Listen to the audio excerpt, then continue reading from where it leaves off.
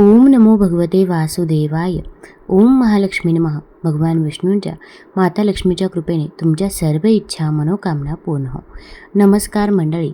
तर आज आहे अधिक मासाचा चौथा दिवस. आज आपण बघणार आहोत अधिक मास चौथा अध्याय. तर हा अध्याय पठण किंवा श्रवण केल्यामुळे आपल्या आयुष्यातील दुःख दारिद्र्य हे दूर होत असते व घरामध्ये सुख शांती समृद्धी येते. त्यामुळे व्हिडिओ स्किप न करता शेवटपर्यंत जरूर बघा. चॅनलमध्ये नवीन असाल तर चॅनल लाईक करा आणि सबस्क्राईब देखील करा. तसेच कमेंटमध्ये ओम नमो भगवते वासुदेवाय किंवा ओम महालक्ष्मी नमः लिहायला विसरू नका, जेणेकरून आपल्याला देखील भगवान विष्णूंचा माता लक्ष्मीचा आशीर्वाद नक्की प्राप्त होईल. श्री अधिक मास महात्म्य अध्याय चौथा. श्री गणेशाय नमः. श्री गणराया मंगलमूर्ती वंदिली माय सरस्वती, त्या सद्गुरु चरणावरती केले अभिवादन. आता सांगतो पुढील कथा, चित्त देऊनी ऐका आता. अधिक मास तो झाला येता, धाव घेत वैकुंठी. नारायण ऋषी नारदाप्रती म्हणती मलमास दुःखी कष्टी. म्लान वदने येऊन वैकुंठाप्रती, धरितसे श्रीचरणा. प्रद प्रक्षाळुनी नैनाश्रुणी, काय बोले कर जोडुनी. म्हणे वैकुंठनाथा जनी, या पतिता उद्धारा. देवा धरले तुमचे चरण, मी मलिन मास म्हणून. मला न जगी कोठे मान, सारे मज धिक्कारती. उपेक्षिता मज सर्वांनी, मी शरण तुझे चरणी. आता नको दूर लोटुनी, दुःखी करूस आणखी.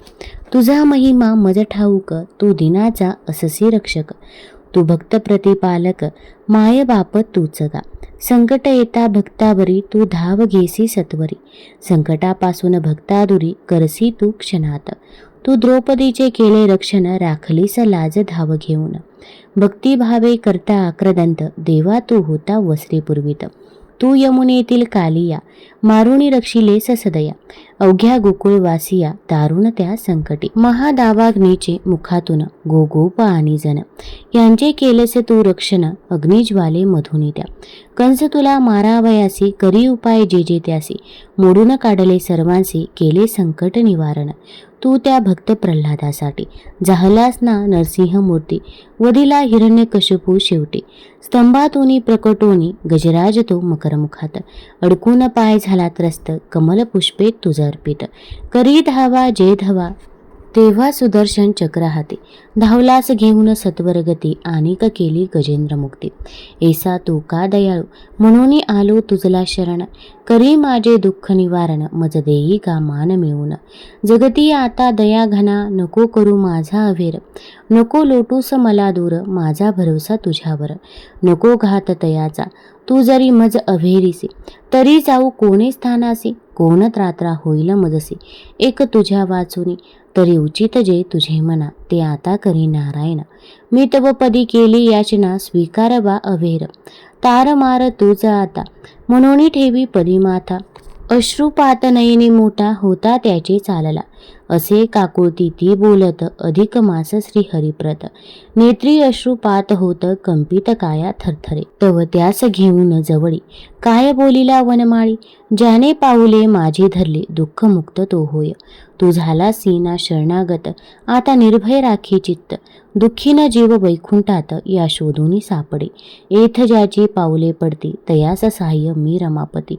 आता सोड चिंता पाठी, नको होऊ कासावीस. संसारी ते सुखा मागुनी, दुःख पदरी येते फिरुनी.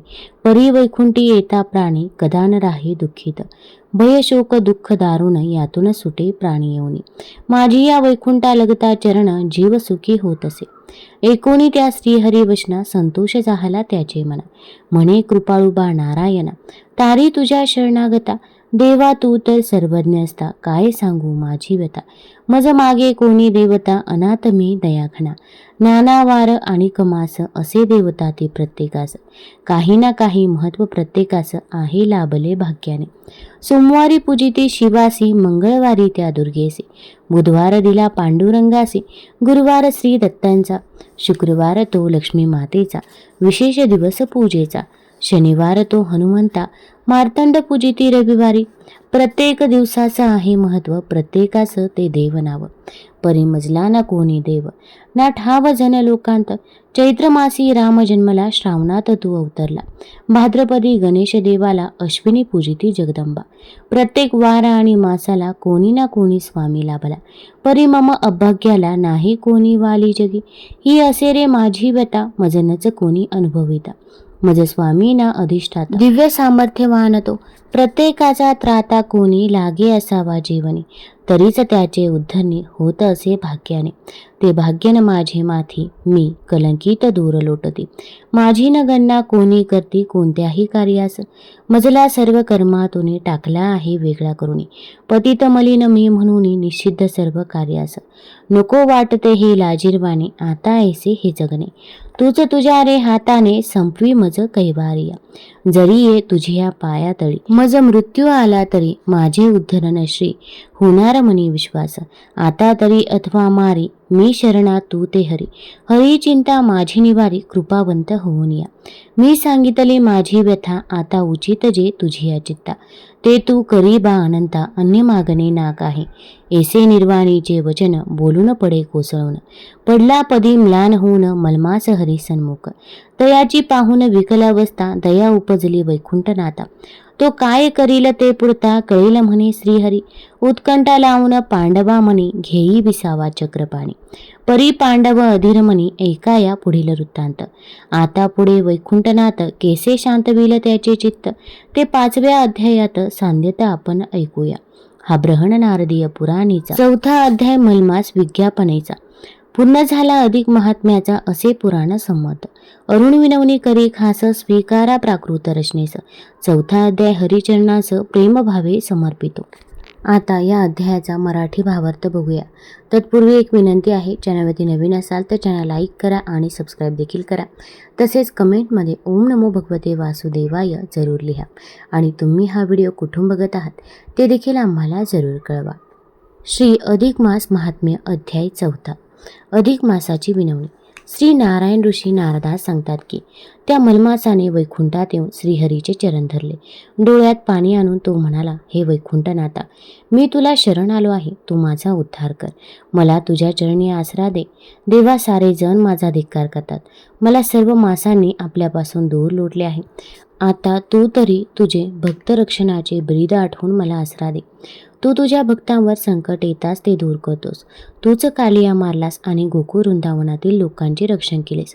द्रौपदीची हाक ऐकून तूच तिला वस्त्रे पुरवलीस. महादवाग्नीच्या मुखातून तूच त्या गोप आणि नगरजनवासियांचे रक्षण केलेस.